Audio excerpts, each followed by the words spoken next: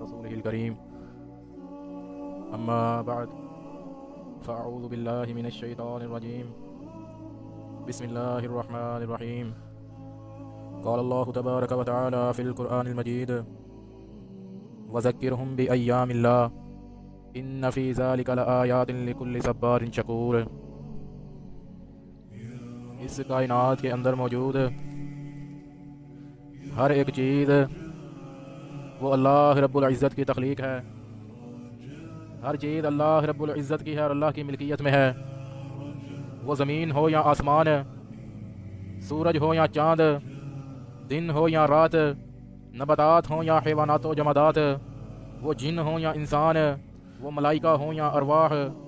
جتنی بھی چیزیں ہیں ساری کی ساری اللہ کی تخلیق ہیں اور ہر چیز اللہ رب العزت کی ہے اور اللہ کی ملکیت میں ہے۔ اللہ رب العزت نے قرآن مجید کے اندر مختلف مقامات پر اس بات کی وضاحت فرمائی۔ کہیں فرمایا وَلِلَّهِ مَا فِي السَّمَاوَاتِ وَمَا فِي الْأَرْضِ، کہیں فرمایا لَهُ مَا فِي السَّمَاوَاتِ وَمَا فِي الْأَرْضِ، کہیں فرمایا رب السماوات والارض وما بینہما الرحمن، اور کہیں فرمایا اللہ الذی خلق السماوات والارض وما بینہما فی ستۃ ایام۔ یہ آسمان اور زمین اور جو کچھ ان کے درمیان ہے وہ سب کچھ اللہ کا ہے اور اللہ کی ملکیت میں ہے۔ لیکن اللہ رب العزت نے کچھ چیزوں کی نسبت بطور خاص اپنی طرف کی ہے۔ اللہ تعالیٰ نے کچھ چیزوں کو اپنی طرف منسوب کیا ہے جس کا مقصد ان چیزوں کی اہمیت اور فضیلت بیان کرنا ہے۔ میں اس کی چند مثالیں بیان کرتا ہوں۔ مثال کے طور پر ناقۃ اللہ، حضرت صالح علیہ السلام کو بطور معجزہ ملنے والی اونٹنی کو اللہ رب العزت نے اپنی طرف منسوب کیا اور فرمایا ناقۃ اللہ کہ یہ اللہ کی اونٹنی ہے۔ اب اونٹنیاں تو ساری اللہ کی پیدا کرتا ہے، لیکن اس اونٹنی کی بطور خاص رب کائنات نے اپنی طرف نسبت کی، جس کا مقصد اس اونٹنی کی اہمیت بہت زیادہ ہے، اس کی فضیلت بہت زیادہ ہے۔ اسی طرح بیت اللہ، مسلمانوں کے قبلہ کو رب کائنات نے اپنی طرف منسوب کیا اور فرمایا بیت اللہ کہ یہ اللہ کا گھر ہے۔ اسی طرح بقیت اللہ، حلال اور پاکیزہ کمائی سے حاصل ہونے والے منافع کو اللہ رب العزت نے اپنی طرف منسوب کیا اور فرمایا بقیت اللہ کہ یہ اللہ کا بقیہ، یہ اللہ کا منافع اور اللہ کی کمائی ہے۔ اسی طرح عباد اللہ، بندے تو سارے اللہ کے ہیں لیکن اللہ کے کچھ اطاعت گزار بندے ایسے بھی ہیں کہ جن کی نسبت اللہ رب العزت نے اپنی طرف کی اور فرمایا عباد اللہ کہ یہ میرے پیارے اور محبوب بندے ہیں۔ اسی طرح اللہ رب العزت نے کئی مہینوں اور کئی دنوں کو بھی اپنی طرف منسوب کیا ہے۔ سورۃ ابراہیم کے اندر اللہ رب العزت نے فرمایا وَذَكِّرْهُمْ بِأَيَّامِ اللَّهِ، اے نبی کریم صلی اللہ علیہ وسلم لوگوں کو اللہ کے دنوں کے ساتھ ڈرائیے، لوگوں کو اللہ کے دنوں کے ساتھ نصیحت کیجیے۔ إِنَّ فِي ذَلِكَ لَآيَاتٍ لِكُلِّ صَبَّارٍ شَكُورٍ، بے شک اللہ کے دنوں میں صبر اور شکر کرنے والوں کے لیے بڑی نشانیاں ہیں۔ اب دن تو سارے اللہ کے ہیں، تو پھر ایام اللہ سے مراد کون سے دن ہیں؟ تو ایام اللہ سے مراد وہ دن ہے کہ جن دنوں کے اندر اللہ رب العزت نے اپنے محبوب اور پیارے بندوں پر، اپنے نبیوں اور اپنے نیک بندوں پر انعامات کیے، ان دنوں سے مراد ایام اللہ ہیں۔ اور جن دنوں کے اندر اللہ رب العزت نے کافروں، مشرکوں اور نافرمانوں پر عذاب نازل کیے اور ان کو سزائیں دی، ان دنوں سے مراد ایام اللہ ہیں۔ تو اسی مناسبت سے اس اسلامی سال کے پہلے مہینے محرم الحرام کو بھی اللہ کی طرف منسوب کیا گیا ہے۔ صحیح المسلم کی روایت ہے، امام الانبیاء جناب محمد رسول اللہ صلی اللہ علیہ وسلم نے فرمایا شہر اللہ المحرم، کہ محرم اللہ کا مہینہ ہے۔ تو اس بات سے ماہ محرم کی فضیلت واضح ہوتی ہے، اس حدیث سے ماہ محرم کی اہمیت واضح ہوتی ہے کہ ماہ محرم کتنی فضیلتوں اور عظمتوں والا مہینہ ہے۔ میں اس کی چند مزید فضائل بیان کرتا ہوں۔ ماہ محرم کی ایک فضیلت یہ بھی ہے کہ یہ مہینہ پہلے دن سے حرمت والا مہینہ ہے۔ اللہ رب العزت نے سورہ توبہ کے اندر وضاحت فرمایا ان عدت الشہور عند اللہ 12 شہرا فی کتاب اللہ یوم خلق السماوات والارض، کہ اللہ نے جب سے آسمان و زمین کو پیدا کیا، اللہ نے جب سے اس کائنات کو بنایا، اس پہلے دن سے اللہ رب العزت نے مہینوں کی تعداد 12 بنائی، منہا اربعۃ حرم، اور ان 12 میں سے 4 مہینے حرمت والے بنائے، اور ساتھ اللہ نے فرمایا ذالک دین القیم، یہی سچا اور کھرا دین ہے، فلا تظلموا فیہن انفسکم، لہذا تم ان حرمت والے مہینوں کے اندر اپنی جانوں پر ظلم نہ کرو۔ اور صحیح البخاری کی روایت ہے، امام الانبیاء جناب محمد رسول اللہ صلی اللہ علیہ وسلم نے ان حرمت والے مہینوں کی وضاحت کرتے ہوئے فرمایا ثلاث متوالیات، کہ 3 مہینے پے در پے اور اکٹھے ہیں، ذوالقعدہ، ذوالحجہ اور محرم، ورجب الذی بین جمادی و شعبان، اور چوتھا حرمت والا مہینہ رجب کا ہے جو جمادی اخری اور شعبان کے درمیان ہے۔ تو ماہ محرم ان 4 حرمت والے مہینوں میں سے ایک ہے کہ جن کا ادب و احترام کرنا، یعنی ان مہینوں کے اندر فسق و فجور، گناہ و نافرمانی، لڑائی جھگڑے اور گالی گلوچ سے خصوصی پرہیز کرنا ہر مسلمان پر فرض اور واجب ہے۔ ماہ محرم کا احترام کرنا ہم پر فرض ہے۔ پھر اسی طرح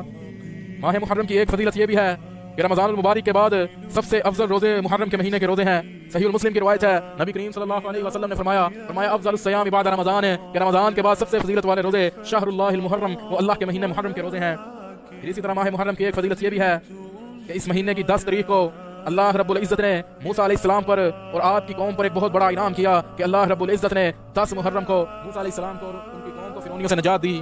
اللہ کی اس عظیم الشان نعمت کا شکریہ ادا کرتے ہوئے موسیٰ علیہ السلام نے محرم کی 10 تاریخ کا روزہ رکھا جسے یوم عاشورہ بھی کہا جاتا ہے، اور امام الانبیاء جناب محمد رسول اللہ صلی اللہ علیہ وسلم نے بھی نبی کریم صلی اللہ علیہ وسلم سے محبت کا اظہار کرتے ہوئے، موسیٰ علیہ السلام سے محبت کا اظہار کرتے ہوئے یوم عاشورہ کا روزہ رکھا اور فرمایا کہ مجھے امید ہے کہ اللہ اس ایک روزے کے بدلے پچھلے 1 سال کے گناہ معاف فرما دے گا۔ تو یہ اللہ رب العزت کے شکریہ کا مہینہ ہے۔ اسی طرح اللہ رب العزت نے ماہ محرم کے اندر مسلمانوں پر ایک بہت بڑا انعام کیا جسے ہجرت مدینہ کے نام سے یاد کیا جاتا ہے۔ ہجرت کے سارے اسباب ذوالحجہ کے مہینے میں پیدا ہوئے، لیکن ہجرت کی ابتدا محرم کے مہینے میں ہوئی۔ محرم کے ایام میں مہاجرین اور صحابہ کے قافلے مکہ سے مدینہ کی طرف روانہ ہوئے۔ تو یہ مہینہ بڑی فضیلت و عظمت والا مہینہ ہے۔ یہ مہینہ اللہ کے شکریہ کا مہینہ تو ہو سکتا ہے، لیکن یہ مہینہ کسی بھی روح سے رونے پیٹنے کا اور نوحہ ماتم کرنے کا مہینہ نہیں ہو سکتا۔ دراصل حقیقت یہ ہے کہ یہ اہل کفر کی ایک بہت بڑی سازش ہے۔ یہ یہودیوں کی ایک سازش ہے کہ انہوں نے اسلامی سال کی ابتدا کو ماتمی شکل دے دی ہے۔ جب کافروں کے سال کی ابتدا ہوتی ہے تو پوری دنیا کے اندر مبارکباد کے سلسلے پیش کیے جاتے ہیں۔ کافر تو کافر ہیں، کلمہ پڑھنے والوں کی اکثریت بھی ایک دوسرے کو نئے سال کی مبارکباد پیش کرتے ہیں۔ ہیپی نیو ایئر کے کارڈ اور بینر شائع کیے جاتے ہیں، حتیٰ کہ دسمبر کے آخری غروب ہوتے ہوئے سورج اور جنوری کے پہلے طلوع ہوتے ہوئے سورج تک کی تصویریں قومی اخبارات کے اندر شائع کی جاتی ہیں۔ ہر طرف مبارکباد کے سلسلے شروع ہو جاتے ہیں۔ لیکن جیسے ہی اسلامی سال کی ابتدا ہوتی ہے، جیسے ہی مسلمانوں کے سال کی ابتدا ہوتی ہے تو وہ نوحہ ماتم کر کے اور رونے پیٹنے کے ساتھ کی جاتی ہے۔ یہ یہودیوں کی بہت بڑی سازش ہے کہ انہوں نے اسلامی سال کی ابتدا کو ماتمی شکل دے دی ہے، اور جس واقعے کو بنیاد بنا کر یہ سب کچھ کیا جاتا ہے وہ واقعہ بھی اس واقعے کی اکثر تفصیلات بے سند اور بے بنیاد ہیں، حتیٰ کہ اس واقعے کا ماہ محرم میں واقع ہونا ہی صحیح سند سے ثابت نہیں۔ صرف ایک مثال بیان کرتا ہوں۔ تاریخ کی ایک بہت بڑی کتاب ہے تاریخ الطبری، اس کے ایک ہی صفحے پر 2 روایتیں ہیں۔ پہلی روایت کے اندر اس واقعے کی تاریخ 10 محرم لکھی ہے، اور اگلی ہی روایت میں اس واقعے کی تاریخ کیا، اس واقعے کا مہینہ صفر کا مہینہ لکھا ہے کہ وہ واقعہ صفر کے مہینے میں پیش آیا۔ پہلی روایت میں اس واقعے کی جگہ کربلا لکھی ہے، اور اگلی ہی روایت میں اس واقعے کی جگہ نینوا کا علاقہ لکھا ہے۔ کربلا اور نینوا کے درمیان تقریباً 80 میل کا فاصلہ ہے۔ تو اس سے معلوم ہوتا ہے کہ یہ اس واقعے کا ماہ محرم میں پیش آنا ہی معتبر نہیں، اور اس واقعے کو تفصیل سے بیان کرنے والا تاریخ کی کتابوں کے اندر صرف ایک راوی ہے، ابو مخنب، کہ جو اس واقعے کے 100 سال بعد پیدا ہوا، اور محدثین کی اس کے بارے میں رائے ہے، محدثین کا موقف ہے، محدثین لکھتے ہیں کہ ابو مخنب کذاب اور جھوٹا راوی ہے۔ تو اس واقعے کی اکثر تفصیلات بے سند اور بے بنیاد ہیں، اور اگر مان بھی لیا جائے کہ یہ واقعہ ماہ محرم میں پیش آیا تو پھر تو یہ واقعہ بڑی بڑی شہادتوں پر مشتمل ہے، اور اگر شہادت پر نوحہ و ماتم جائز ہو، اگر شہادت پر رونا پیٹنا درست ہو، تو پھر تو اسلامی تاریخ بڑی بڑی شہادتوں سے بھری ہوئی ہے۔ پھر تو سال کا کوئی بھی دن نوحہ و ماتم سے خالی نہ جائے، ہمیں ہر روز ہی نوحہ و ماتم کرنا پڑے۔ کہیں حضرت حسین رضی اللہ تعالیٰ عنہ کے بھائی حضرت حسن رضی اللہ تعالیٰ عنہ کی شہادت ہے کہ جن کے فضائل کتب احادیث بھری پڑی ہیں۔ کبھی نبی کریم صلی اللہ علیہ وسلم نے فرمایا ان ابنی ھذا سید، کہ میرا یہ بیٹا حسن سردار ہے، کبھی فرمایا حسن میرا پھول ہے، کبھی فرمایا حسن جنتی نوجوانوں کا سردار ہے۔ لیکن حضرت حسن رضی اللہ تعالیٰ عنہ کی شہادت پر یہ نوحہ و ماتم کیوں نہیں کیا جاتا؟ اسی طرح حضرت علی بن ابی طالب رضی اللہ تعالیٰ عنہ کی شہادت کہ جن کے فضائل سے بھی کتب احادیث بھری پڑی ہیں۔ حسن و حسین جنتی نوجوانوں کے سردار کے والد، سیدۃ نساء اہل الجنہ حضرت فاطمہ الزہرا رضی اللہ تعالیٰ عنہ کے شوہر، امام الانبیاء جناب محمد رسول اللہ صلی اللہ علیہ وسلم کے داماد، کہ جن کے بارے میں نبی کریم صلی اللہ علیہ وسلم نے فرمایا من کنت مولا فعلی مولا، کہ جس کا میں مولا اس کا علی مولا۔ اور کبھی فرمایا کہ علی تجھ سے صرف مومن ہی محبت کرے گا اور تجھ سے بغض صرف منافق ہی رکھے گا۔ حضرت علی کے اتنے فضائل،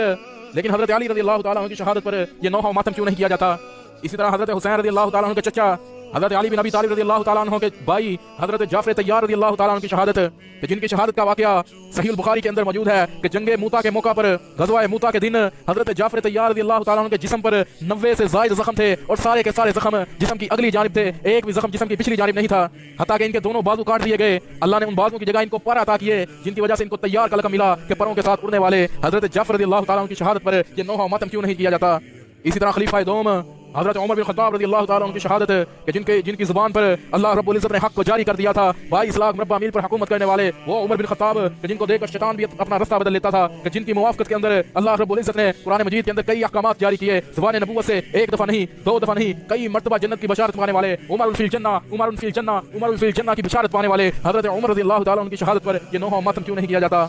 اسی طرح خلیفہ ثالث حضرت عثمان غنی رضی اللہ تعالیٰ عنہ کی شہادت کہ جن پر آسمان کے فرشتے بھی حیا کرتے تھے، کہ جن کو نبی کریم صلی اللہ علیہ وسلم کی دوہری دمادی کا شرف حاصل تھا، کہ نبی کریم صلی اللہ علیہ وسلم کی 2 بیٹیاں آپ کے نکاح میں تھی، جن کی وجہ سے ان کو ذوالنورین بھی کہا جاتا ہے۔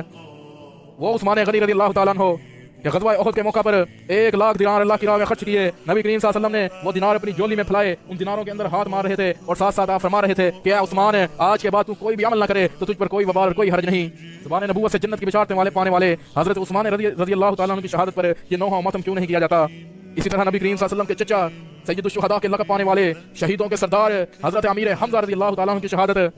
کہ جن کی شہادت کا واقعہ اس قدر دردناک ہے کہ آپ کے جسم کا ایک ایک پور کاٹ دیا گیا، آپ کے جسم کا ایک ایک انگ چیر دیا گیا، حتیٰ کہ آپ کا سینہ چاک کر کے آپ کے کلیجے کو نکال کر دانتوں تلے چبایا گیا۔ اتنا غمناک منظر تھا کہ نبی کریم صلی اللہ علیہ وسلم آپ کی ناش کے پاس کھڑے تھے کہ دور سے دیکھا کہ حضرت حمزہ رضی اللہ تعالیٰ عنہ کی بہن اور نبی کریم صلی اللہ علیہ وسلم کی پھپھی حضرت صفیہ رضی اللہ تعالیٰ عنہ آ رہی ہے۔ تو آپ نے حکم دیا کہ صفیہ کو وہیں روک دو، وہ اپنے بھائی کو اس حالت میں دیکھے گی تو صبر نہیں کر سکے گی۔ تو حضرت صفیہ رضی اللہ تعالیٰ عنہ نے کہا کہ مجھے اجازت دی جائے، میں اپنے بھائی پر نوحہ ماتم کرنے نہیں آ رہی، بلکہ میں اپنے بھائی کو شہادت کی مبارکباد دینے آ رہی ہوں کہ کل قیامت کے دن جب ساری بہنیں اپنے بھائیوں کے کٹے ہوئے سار لے کر آئیں گی تو میں اپنے بھائی کا کٹا ہوا ایک ایک انگ اور ایک ایک پور لے کر اللہ کی خدمت میں حاضر ہوں گی۔ تو اگر شہادت پر نوحہ ماتم درست اور جائز ہو تو اسلامی طریق شہادتوں سے بری ہوئی ہے، پھر سال کا کوئی بھی دن نوحہ ماتم سے خالی نہ جائے، ہمیں ہر روز ہی نوحہ ماتم کرنا پڑے۔ لیکن اصل بات یہ ہے کہ یہ نوحہ ماتم، یہ رونا پیٹنا، یہ قرآن و حدیث کی روح سے بھی غلط، ناجائز اور حرام ہے، اور یہ نوحہ ماتم ان کالے دلوں والوں، ان کالے کپڑے والوں کی اپنی فقہ جعفریہ کی روح سے بھی غلط اور حرام ہے۔ قرآن مجید کے اندر تو مختلف مقامات کے اوپر تکلیف پر صبر کرنے کی تلقین کی گئی ہے۔ کہیں فرمایا ان اللہ مع الصابرین کہ اللہ صبر کرنے والوں کے ساتھ ہے، کہیں فرمایا وبشر الصابرین کہ صبر کرنے والوں کو جنت کی خوشخبری سناؤ، کہیں فرمایا اصبروا وصابروا اے لوگوں خود بھی صبر کرو اور ایک دوسرے کو بھی صبر کی تلقین کرو، کہیں فرمایا واللہ یحب الصابرین اللہ صبر کرنے والوں سے محبت کرتا ہے، اور کہیں فرمایا انما یوفی الصابرون اجرهم بغیر حساب کہ صبر کرنے والوں کو بغیر حساب اجر دیا جائے گا۔ اور اگر حدیث رسول صلی اللہ علیہ وسلم کی بات کی جائے تو صحیح البخاری کی روایت ہے، نبی کریم صلی اللہ علیہ وسلم نے فرمایا لیس منا وہ شخص ہم میں سے نہیں، لیس منا اس شخص کا ہم سے کوئی تعلق نہیں، لیس منا وہ شخص امت محمدیہ میں سے نہیں، من ضرب الخدود جو تکلیف کے وقت اپنے رخسار پیٹے، وشق الجیوب اور اپنا گریبان پھاڑے، ودعا بدعوى الجاہلیہ اور جاہلیت کی پکارے اور نوحہ ماتم کرے۔ اور ایک اور روایت کے الفاظ ہیں، آپ نے اعلان برات کیا، فرمایا انا بریون میں اس شخص سے بری ہوں، انا بریون مجھے محمد صلی اللہ علیہ وسلم کا اس شخص سے کوئی تعلق نہیں، انا بریون میں اس شخص سے بیزار ہوں، من خالق و خارق و سالک کہ جو بندہ غم کے وقت اپنا سر مڑوائے، چیخو پکار کرے، اپنا گریبان پھاڑے اور نوحہ ماتم کرے، مجھے محمد صلی اللہ علیہ وسلم کا اس شخص سے کوئی تعلق اور واسطہ نہیں۔ اور اگر فقہ جعفریہ کی بات کی جائے تو ان کی ایک بڑی مشہور کتاب حیات القلوب ہے، اس کے اندر ایک روایت ہے، اس روایت کے راوی نہ حضرت ابو بکر ہے، نہ حضرت عمر، نہ حضرت عثمان ہے، نہ حضرت ابو ہریرہ، اور نہ ہی اس کی راویہ اما عائشہ صدیقہ رضی اللہ تعالیٰ عنہا ہے، کتاب بھی ان کی ہے اور راویہ بھی سیدۃ نساء اہل الجنہ حضرت فاطمہ الزہرا رضی اللہ تعالیٰ عنہا ہے۔ بیان کرتی ہیں کہ نبی کریم صلی اللہ علیہ وسلم نے فرمایا کہ مجھے خواب میں ایک عورت دکھلائی گئی کہ جس کی شکل کتے جیسی تھی، فرشتے لوہے کے ہتھوڑوں کے ساتھ اس عورت کی گردن اور اس عورت کے چہرے پر ضربیں لگا رہے تھے، اور ایک فرشتہ اس عورت کے منہ سے آگ کو داخل کر کے اس عورت کی پشت کی جانب سے آگ کو باہر نکال رہا تھا۔ تو فاطمہ الزہرا رضی اللہ تعالیٰ عنہ نے پوچھا یا میرے پیارے ابا جان یا رسول اللہ صلی اللہ علیہ وسلم کہ اس عورت کا کردار کیا تھا، اس عورت کا جرم کیا تھا جس کو اتنی سخت سزائیں دی جا رہی تھی؟ تو نبی کریم صلی اللہ علیہ وسلم نے فرمایا کہ وہ عورت نوحہ ماتم کہنے والی تھی۔ تو یہ نوحہ ماتم کرنا ان کالے کپڑے والوں کی اپنی فقہ جعفریہ کی روح سے بھی ناجائز، غلط اور حرام ہے، اور یہ نوحہ ماتم کرنا عقل کے بھی خلاف ہے، کیونکہ عام طور پر نوحہ ماتم کرنے والا اپنے کسی پیارے کی وفات کے بعد نوحہ ماتم کرتا ہے، لیکن یہاں حالت الٹ ہے، یہاں یکم محرم کو رونے پیٹنے کا کام شروع کر دیا جاتا ہے، یکم محرم کو نوحہ ماتم شروع کر دیا جاتا ہے، لیکن جیسے ہی 10 محرم کا دن ہوتا ہے کہ جس دن حضرت امام حسین رضی اللہ تعالیٰ عنہ کی شہادت ہوتی ہے، اس دن یہ سارے لوگ حلوے منڈے کھا کر مختلف رنگوں کے مشروبات پی کر کھیل تماشے کر کے اپنے گھروں کو چلے جاتے ہیں۔ تو یہ نوحہ ماتم کسی بھی روح سے درست اور جائز نہیں۔ تو بہرحال اسلامی سال کا پہلا مہینہ محرم کا مہینہ یہ اللہ کا مہینہ ہے، یہ مہینہ حرمت والا مہینہ ہے، اس کا ادب و احترام کرنا ہم سب پر فرض اور واجب ہے۔ یہ مہینہ اللہ کے انعامات کے شکریہ کا مہینہ ہے، اور یہ مہینہ روزوں کا مہینہ ہے۔ تو اللہ رب العزت سے دعا ہے کہ اللہ ہمیں صحیح معنوں کے اندر قرآن و حدیث کو سمجھنے، اس کو سیکھنے اور اس پر عمل پیرا ہونے کی توفیق عطا فرمائے۔ وآخر دعوانا ان الحمد للہ رب العالمین۔